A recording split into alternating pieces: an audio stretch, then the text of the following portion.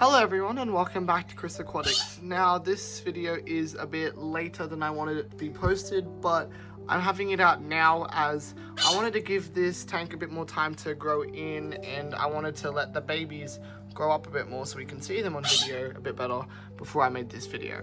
So we're gonna do an update on the Caridina tank that we made about 2 months ago now it's been, that we've set this tank up and had the shrimp in here for, and we're having some really nice progress. So I wanted to update you guys in this video and show you how it's all going. So let's get into it. Now, taking a look at the plants to start off with, I have seen quite a lot of growth on the agazu sword. It, however, is clearly way too big as it's growing out through the base, but I think it's okay to stay in here for a little bit longer. The crypt on the other side that I added has grown a couple more leaves. The flame moss has got a lot bigger than it was, and I added a piece of cholla wood as well, and a smaller boost rock, which is right there. And then this boost has grown quite a bit too. Now, excuse the bit of algae on the front glass, it's a bit of green algae. It's not really bothering me, but if it does bother your viewing pleasure, I can remove it in future videos. Now, taking a closer look, we do have shrimplets in here now. So these have probably been in here for about a week or two, probably about 2 weeks it's been since I started to see them. So there's a handful of them. You can see another one over there. There's one over here. Interestingly enough, it was the blue Missouri female that got buried first, and I have seen a red baby, which is interesting. So you don't really know what kind of genes you'll get with Caridina. Now, when I first put these shrimp in here, they weren't really at size to start breeding, but now that they have become sort of into size, you can start to see that some of them are buried. So that female straight ahead right there, that Missouri female, for example, she is buried. It's a bit hard to see her, but you can sort of see the eggs underneath. Now, I pointed out in the first video that we had a red shrimp, and that's that one right there. Oh, algae. So it turns out it was a female. You can see the eggs. Oh, there you go, right there. So she's full of eggs, which is awesome. I'm excited to see what they're going to look like when they're born. But yeah, she's showing it off to you guys so you guys can see. It's pretty cool that I've had them breeding so quickly in this tank. Summer has started to come in Australia, so we're starting to go into spring and then summer. So I think that that's part of it. As for darker shrimp like this, I don't entirely know. I'm fairly sure one of these guys is buried. But unless you look and get a really good chance at taking a look at them, you don't really see. So that one's definitely not buried from what you could tell just now. But some of them you'd think like that one straight ahead could be buried, but you can't really tell.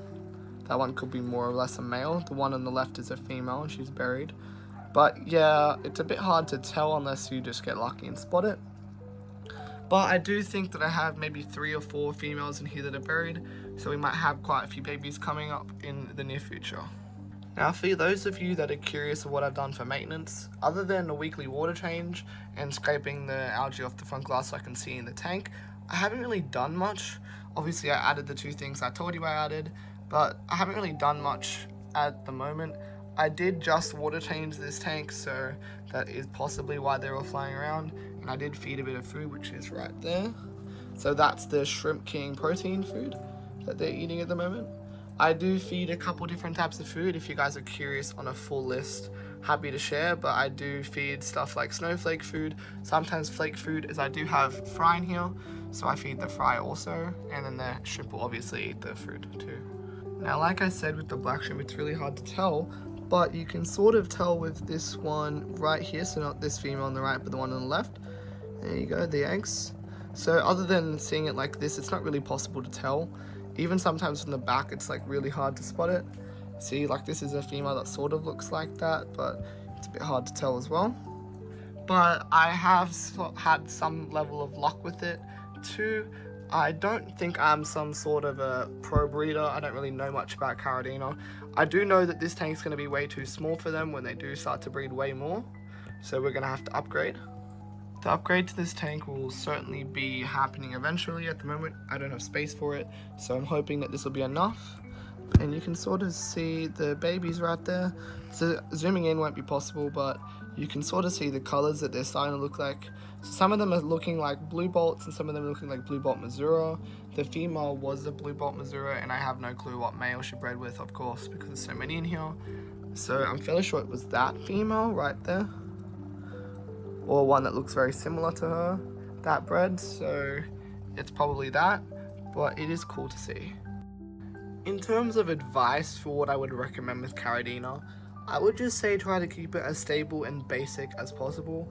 As you can see, this tank isn't exactly high tech, there's nothing crazy about it.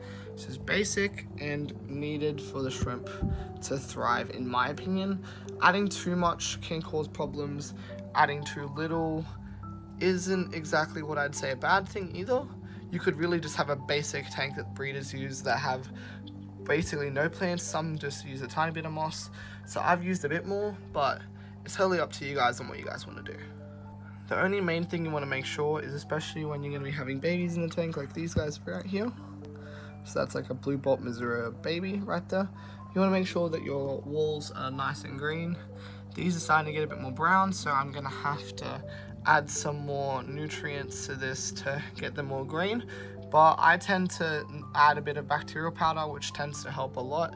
I will show you guys in another video how I do that. Not in this one, sadly, but I will go into that. Now, of course, as always, I'm always happy to take your video suggestions on what other ideas you guys have. This video has been requested a couple different times across my videos, including on the original Caridina setup video. So if you haven't seen that, feel free to go check it out. But other than that, I hope you guys did enjoy this video. Feel free to like, comment, and subscribe. And feel free to share your suggestions on what I can do down in the comments down below. Other than that, I'll catch you guys all later. Bye-bye, everyone.